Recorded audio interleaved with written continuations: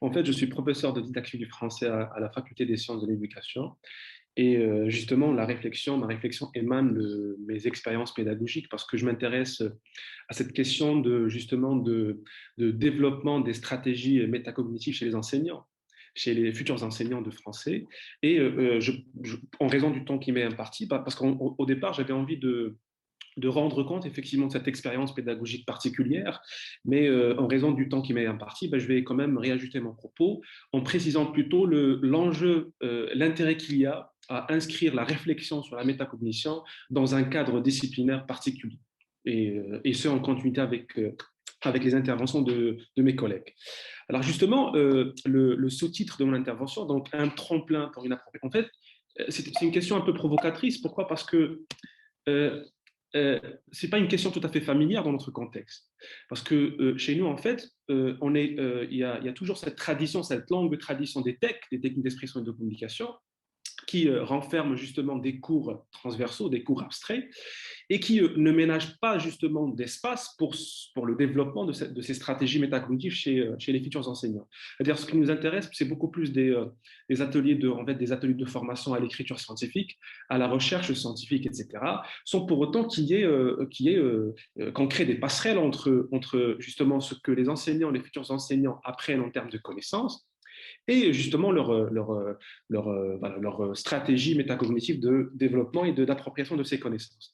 C'est une question qui se pose également, la possibilité de s'approprier par les pratiques de l'écrit, et donc d'où l'ancrage de cette réflexion dans le vaste champ des littératures universitaires, parce que là, ce qui est important en fait, c'est de recentrer l'intérêt sur l'appropriation disciplinaire de la métacognition.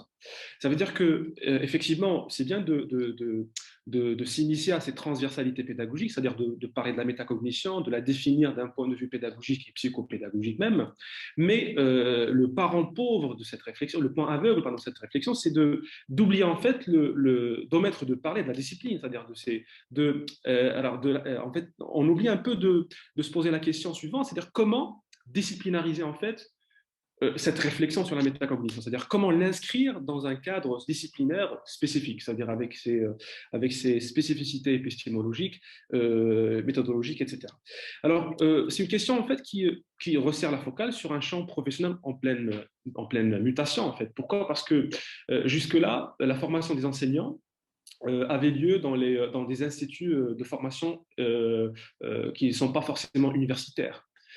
Et justement, avec cette question d'universitarisation et donc de masterisation de la formation enseignante, effectivement, on commence un peu à voir comment articuler cette exigence de professionnalisation aux prérogatives justement des études universitaires. Ça veut dire comment faire en sorte que la dimension professionnalisante ne camoufle pas justement ce souci de former des praticiens réflexifs, donc des praticiens qui sont capables de se décentrer de leur pratique pédagogique et justement d'effectuer donc suffisamment de retours par rapport à leurs expériences professionnelles. Et c'est encore une question qui ouvre la réflexion vers des dimensions didactiques, comme je l'ai dit, en complémentarité avec les conceptualisations psychopédagogiques ou pédagogiques tout simplement de la notion de métacognition. D'où la nécessité de ce réajustement qui est rendu possible, voire exigeant, après en fait, le séminaire d'hier, surtout après l'intervention de Jean-Louis Berger autour de la métacognition, et bien sûr donc après les conférences plénières de cette matinée. Alors, en fait, avant justement de rendre compte de cette expérience pédagogique particulière, j'aimerais bien vous donner on va dire une idée un peu générale sur le contexte en fait dans lequel je m'inscris. Bah, aujourd'hui, au Maroc, on parle de l'universitarisation, c'est-à-dire c'est un mot qui commence un peu à s'introduire dans les discours officiels. Donc, il s'agit d'universitariser, c'est-à-dire de faire en sorte que la formation des enseignants ait lieu au sein des universités et non pas simplement dans les établissements non universitaires. Et il y a un cadre dans lequel cette universitarisation se développe, bah, c'est celui du REMADIF, donc c'est le réseau des masters et des doctorats en didactique du français. Alors, puisque là, je parle en l'occurrence des enseignants de français, donc leur formation se déroule dans le cadre de la didactique du français comme discipline universitaire. Et du coup, donc, ça engendre une sorte de rupture significative. C'est-à-dire qu'aujourd'hui, l'intérêt est porté, bien sûr à des degrés divers, au mode, c'est-à-dire on va dire au développement du praticien réflexif. C'est-à-dire qu'il ne s'agit pas uniquement de former des professionnels, mais des professionnels réflexifs, c'est-à-dire des professionnels qui sont capables de prendre du recul par rapport de se décentrer de leur pratique pédagogique et de prendre du recul par rapport à leurs expériences vécues ou simplement observées en situation de stage. Et donc, l'accueil des futurs enseignants se fait de diverses manières. Bah, il y a toujours des épreuves orales, des épreuves écrites, donc c'est tout à fait logique, mais en même temps, il y a un accompagnement pédagogique effectué justement par les enseignants universitaires. Et l'enjeu, c'est de familiariser de manière progressive ces étudiants avec les discours scientifiques auxquels ils se trouvent assez brutalement confrontés. Et en l'occurrence, des écrits qui sont, par exemple, qui demandent une plus grande autonomie intellectuelle, par exemple le compte-rendu de lecture, la synthèse des documents, le mémoire de master, etc. Et donc, l'argument institutionnel, mais qui prend beaucoup plus la forme d'une simple déclaration d'intention, c'est de former des enseignants capables de poursuivre de façon autonome leur développement, au-delà de la transmission directe des savoirs et de savoir-faire déjà institués. Alors en fait, là je cite le discours officiel, mais je vais montrer pourquoi c'est simplement une déclaration d'intention, parce que dans les faits, en fait, peut-être que la faculté à laquelle j'appartiens fait l'exception, parce après je vais vous parler un peu du module dont je vais rendre compte, effectivement, le module La recherche en didactique du français. Mais là, généralement, dans les universités marocaines, on ne s'intéresse pas trop justement à cette question de développement de la professionnalité enseignante. Pourquoi? Parce qu'il y a une sorte de coexistence aujourd'hui entre les formations universitaires en elles-mêmes et les formations proprement professionnelles. Et ça provoque une sorte de sédimentation de structures de formation qui est très préjudiciable justement à la cohérence et à la pertinence des choix institutionnels. Et bien sûr, donc l'enjeu, pour revenir à mon propos, l'enjeu, c'est de développer la réflexivité chez les enseignants. C'est-à-dire cette capacité de retour sur soi, c'est-à-dire cette compétence transversale, fondamentale, hein, qui consiste justement à se décentrer, comme je l'ai dit, donc vis-à-vis de son cheminement personnel et de ses pratiques pédagogiques. Et d'un point de vue spécifique, la focale est resserrée sur l'écriture réflexive, c'est-à-dire comme vecteur de développement du sujet enseignant. Et bien sûr, donc l'écriture réflexive a pour objectif donc ça permet en fait aux enseignants de rendre compte de leurs expériences, d'en tirer une leçon pour des actions futures qui sont essentielles pour que les apprentissages s'effectuent, qu'ils soient professionnalisants ou simplement, on va dire, généraux. Mais l'enjeu, c'est de montrer effectivement que la pensée se transforme, que en fait l'écrit c'est une sorte de scalpel de la pensée, c'est-à-dire c'est une sorte de laboratoire de la construction des connaissances. C'est-à-dire on apprend à penser en écrivant. Et on écrit en apprenant à penser. Donc, c'est une sorte de dialectique qui s'installe entre apprendre à écrire et apprendre à penser. Et en fait, c'est dans cet esprit que s'inscrit le master didactique du français à la faculté des sciences de l'éducation. C'est un master, en fait, qui a des spécificités pédagogiques et didactiques qu'il faut soulever. C'est que, en fait, la centration est faite sur, parce que déjà c'est une formation qui est pleinement inscrite dans le champ des littératures universitaires. Pourquoi? Parce que au départ, on s'intéressait beaucoup plus à l'initiation des étudiants à la recherche et à la méthodologie de la recherche scientifique. Mais là, on va dire dans un texte officiel remanié, on s'intéresse beaucoup plus à la recherche en didactique du français plus précisément. C'est-à-dire que l'ancrage se fait par rapport justement au champ des littératures universitaires et l'importance est accordée aux activités des étudiants, à leur pratique scripturale dans la discipline. Et là, on commence un peu à voir comment favoriser justement ce continuum entre des écrits intermédiaires, des écrits de travail, par exemple la prise de notes, ou peut-être les exposés écrits, etc. Et bien sûr, donc les écrits académiques aussi, donc il faut interroger, parce que effectivement, ce continuum à interroger, en fait, c'est un continuum qu'il faut développer chez les futurs enseignants. Et c'est un continuum qui aboutit justement à la maîtrise des écrits de recherche. C'est-à-dire que pour pouvoir écrire un mémoire de master, il faut passer par des écrits intermédiaires, justement, y compris le compte-rendu de lecture dont je vais parler ultérieurement. Et bien sûr, donc, on postule la possibilité d'entrer dans la discipline par les textes. C'est-à-dire que lire des textes fondamentaux, donc jugés fondateurs de la discipline, par exemple, c'est considéré, en fait, il est considéré comme en fait, un instrument de formation et une sorte de vecteur de disciplination. Donc, si je reprends un peu cette notion qui permet de décrire en fait le processus de transformation des modes de pensée, des modes d'agir, des modes même de dire à l'œuvre dans la formation des enseignants. C'est-à-dire que par l'écrit, on en vient justement à discipliner les enseignants. Ça veut dire à, entre guillemets, ça veut dire à transformer leur manière de faire, transformer leur manière de dire et leur manière de penser. Mais bien sûr, il faut prendre en considération les dimensions contextuelles de ces pratiques de l'écrit. C'est-à-dire qu'il y a un rapport qui se tisse qu'il faut développer entre les pratiques de l'écrit en elles-mêmes, la construction des savoirs et bien sûr l'appropriation de ce que Delcambre et Lanier-Reuter appellent les modes de pensée vivre disciplinaires. C'est-à-dire que ce que l'on cherche à développer, en fait, c'est à la fois des connaissances disciplinaires, proprement disciplinaires, on peut être aussi pluridisciplinaire parce que la didactique du français, c'est une discipline carrefour, donc elle se situe au carrefour des sciences de l'éducation, des sciences du langage, des études littéraires même. Donc, c'est-à-dire qu'il s'agit de développer des connaissances disciplinaires et pluridisciplinaires, mais en même temps, favoriser justement ce rapport à l'écrit, ce rapport dynamique à l'écrit, voilà, en faisant en sorte que les futurs enseignants apprennent des manières de penser, des manières de faire et des manières de dire proprement disciplinaires. Voilà, c'est-à-dire relevant de la didactique du français. Et bien sûr, donc, c'est dans ce cadre que je m'inscris voilà, pour vous montrer un peu comment peut-on disciplinariser, comment peut-on spécifier la réflexion sur la métacognition.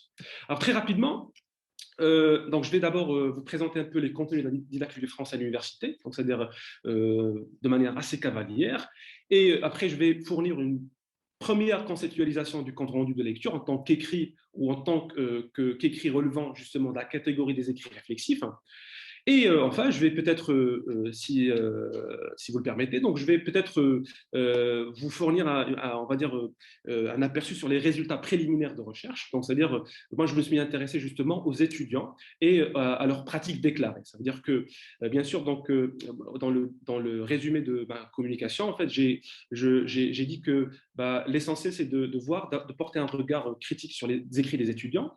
Et bien sûr, donc, cette posture-là, donc, il faut quand même la surmonter. Pourquoi? Parce que ce qui importe beaucoup plus aujourd'hui, c'est le réajustement dont je parle, c'est de recentrer la focale sur les points de vue des étudiants en eux-mêmes, c'est-à-dire sur leur pratique structurale déclarée. Et là, justement, c'est ce que j'ai fait en m'intéressant au texte en particulier. Et bien sûr, donc, regardez donc ces deux tableaux qui représentent effectivement les contenus de la formation en didactique du français à l'université. Le premier tableau à gauche, en fait, ça renferme les différents modules de la licence en éducation. Alors, spécialité enseignement secondaire, langue française. Et bien sûr, vous voyez donc que la didactique du français n'a pas trop d'importance, donc elle se réduit à quelques modules fonctionnels. C'est-à-dire qu'en licence, on ne parle pas encore de spécialisation, et c'est beaucoup plus un module fonctionnel, simplement utilitaire, et qui complète justement le reste des modules. Mais là, par rapport à la didactique du français, donc au master, pardon, à l'intérieur duquel la discipline devient justement de plus en plus spécialisée, mais là on commence, si vous voyez donc les contenus, on commence à s'intéresser en fait à des dimensions proprement épistémologiques de la discipline. Et le module dont je rends compte ici, c'est celui qui intervient en S2 et qui s'intitule La recherche en didactique du français. Alors, quelle est la particularité justement de ce module par rapport au reste des modules? Tout simplement, c'est parce que auparavant, le module s'intitulait Initiation à la recherche et à la méthodologie de la recherche scientifique. Donc, comme j'ai dit, c'était un module beaucoup plus vaste, beaucoup plus abstrait, qui ne concernait pas directement la recherche en didactique du français en tant que discipline spécifique. Et là, donc, justement, avec cette universitarisation, avec ce renouvellement qui est à l'œuvre aujourd'hui dans la pensée pédagogique et même didactique au Maroc, on commence un peu à voir comment on peut développer la recherche, c'est-à-dire comment on peut initier les futurs enseignants à la recherche, comment peut-on développer des praticiens réflexifs et inscrire en même temps cette démarche générale dans une perspective beaucoup plus particulière. C'est la recherche en didactique du français en particulier et non pas la recherche de façon générale. Et bien sûr, donc l'objectif, c'est de faire quoi? C'est d'amener les étudiants, donc les futurs enseignants, à une sorte de maîtrise de connaissances académiques et didactiques en lien avec des situations d'enseignement et d'ingénierie éducative appartenant au système éducatif marocain, bien entendu. Mais aussi, le module sert justement à faire développer chez les futurs enseignants cette capacité à analyser des situations professionnelles, à s'approprier justement des compétences de praticiens réflexifs développées sur la base de dispositifs diversifiés et encadrés d'analyse des pratiques pédagogiques. C'est-à-dire que la centration se fait progressivement sur des dimensions, comme je l'ai dit, épistémologiques de la recherche en didactique du français. Alors, très brièvement, le champ des littératures universitaires dans lequel j'inscris mon propos, en fait, repose sur trois hypothèses fondatrices. En fait, on suppose que l'entrée à l'université soit vécue par les étudiants, ici par les futurs enseignants, comme une situation de rupture significative. C'est-à-dire qu'il faut maintenant faire en sorte que ces futurs enseignants puissent se socialiser justement à la discipline, c'est-à-dire puissent se familiariser avec le système de discours caractéristique justement de la didactique du français à l'université, qui ne ressemble aucunement justement on va dire, donc, parce qu'on parle de deux formes de didactique, on va dire de configuration disciplinaire de la didactique du français. Il y a la didactique universitarisée, c'est-à-dire la didactique du français comme discipline universitaire, et bien sûr, il y a la didactique du français comme discipline institutionnelle, ça veut dire qui reprend les prescriptions officielles et les pratiques pédagogiques existantes. Et donc, pour pouvoir se socialiser justement à cette didactique universitarisée, il faut passer par des écrits, par la maîtrise des pratiques de l'écrit qui sont propres à cette discipline. Et du coup, on suppose également que le contexte disciplinaire en lui-même influence considérablement les pratiques littératiques qui sont propres à cette discipline. Et donc, bien sûr, donc, ce que l'on cherche à insinuer, en fait, c'est qu'aujourd'hui, il est temps de rompre avec la longue tradition des textes. Ça veut dire il faut aujourd'hui sortir un peu de ce cadre transversal, ce cadre qui nous empêche un peu de voir les spécificités disciplinaires. Et c'est dans ce cadre-là qu'on peut penser la métacognition dans son ancrage proprement disciplinaire. Et bien sûr, très concrètement, le module recherche en didactique du français repose sur trois objectifs, répond à trois objectifs différents et complémentaires aussi. Donc, il s'agit de s'approprier des constellations notionnelles, c'est-à-dire au lieu de donc l'entrée dans la discipline se fait par la maîtrise de certaines notions, de certains concepts. Et justement, pour pouvoir s'approprier ces constellations notionnelles, c'est-à-dire des concepts des notions qui sont liées les unes aux autres, il faut passer par la lecture justement des articles, des chapitres d'ouvrages, ou peut-être même des ouvrages en didactique du français. Et donc, l'enjeu maintenant, c'est comment faire en sorte que ces étudiants s'approprient le compte-rendu, justement, s'approprient ces textes en rendant compte, effectivement. C'est-à-dire qu'il s'agit de mettre en place des dispositifs qui puissent leur permettre de rendre compte de leur lecture, de passer de la simple lecture, de la simple réception des textes, à la production même de textes personnels.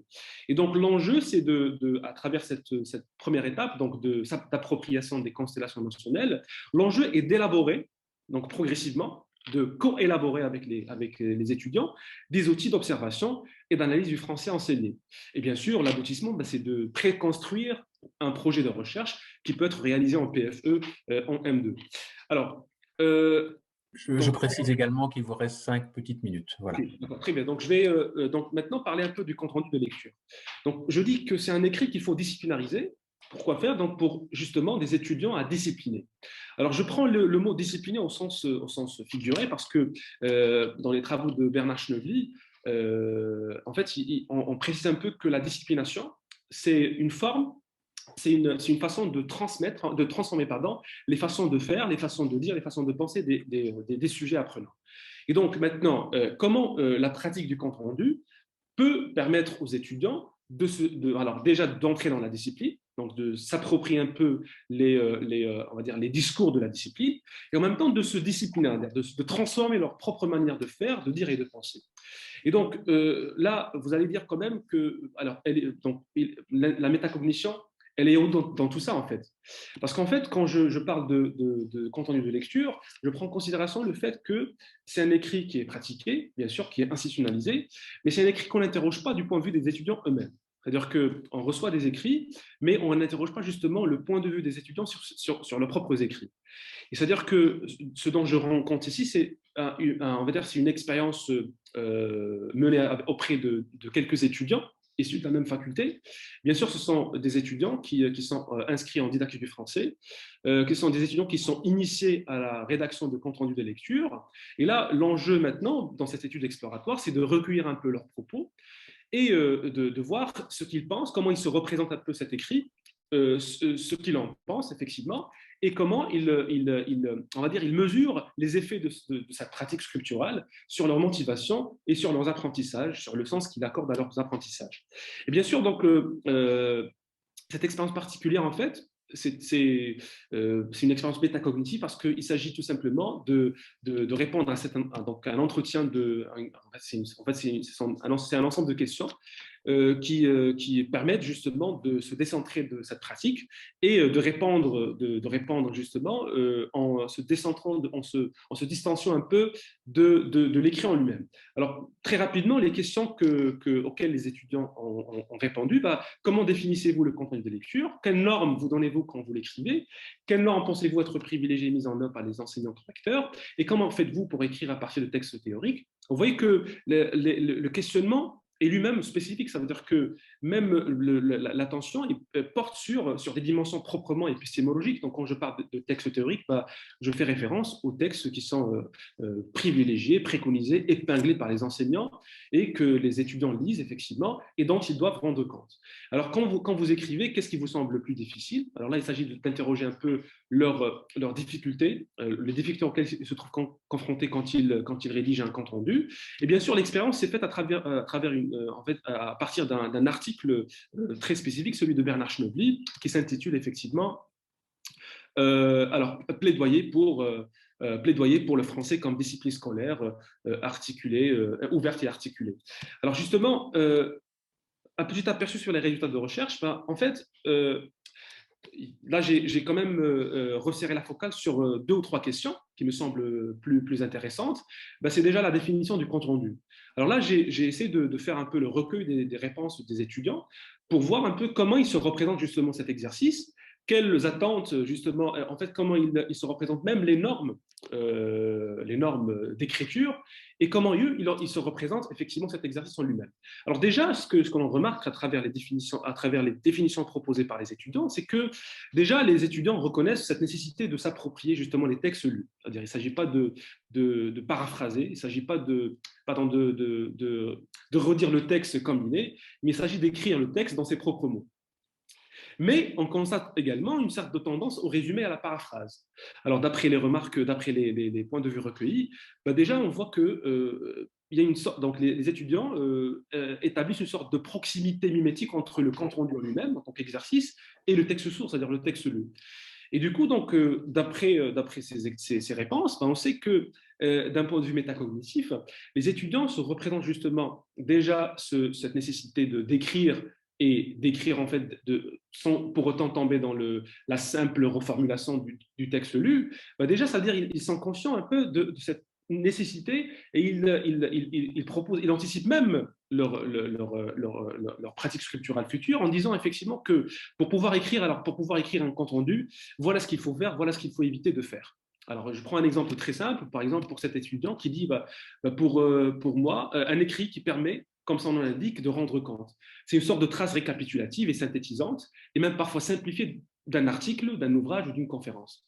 Alors déjà, c'est une définition qui est, bien sûr, donc elle est partagée sur le plan institutionnel, mais qui se trouve beaucoup plus personnalisée dans le discours de l'étudiant. Et donc, ça montre à l'enseignant correcteur, effectivement, que cet étudiant se représente évidemment l'exercice de manière très positive et de manière plus correcte, c'est-à-dire en disant effectivement qu'il ne s'agit pas de reformuler, mais plutôt de synthétiser et peut-être même de récapituler. Alors, une autre observation saillante qu'on fait par rapport aux écrits. Peut-être que je vais vous demander d'aller peut-être vers votre conclusion, parce Bien qu'on sûr, donc, déborde déjà de plusieurs minutes. Si on veut avoir un petit échange, il y a encore une oratrice par la suite. Merci. D'accord, c'est très bien. Donc voilà, je vais. Désolé, c'est très frustrant, mais Justement, mais le temps de parole, on c'est pour essaie ça de respecter plus ou moins pour tout un alors, chacun. Merci. en guise de conclusion, je vais peut-être émettre quelques perspectives, donc formuler quelques perspectives pour la formation et la recherche. Il s'agit d'aborder le compte rendu de lecture aussi bien comme objet, c'est-à-dire comme objet de discours, c'est-à-dire comme métadiscours, et aussi comme objet textuel ou discursif à analyser d'un point de vue qualitatif. Et bien sûr, il s'agit aussi d'interroger aussi bien ce que font les étudiants, c'est-à-dire quand ils écrivent un compte rendu, que ce qu'ils en disent et ce qu'ils en pensent à travers un entretien guidé, à travers justement un questionnaire ou des entretiens semi-directifs. Et il faut aussi mettre au jour les effets de cette pratique d'autorégulation sur leur motivation et le sens qu'ils donnent à leurs propres apprentissages. Et plus concrètement, il s'agit de recueillir un retour immédiat sur le rapport des étudiants à l'écriture du compte rendu, justement de lecture, afin d'obtenir des retours les plus personnels possibles sur cette expérience formative vécue.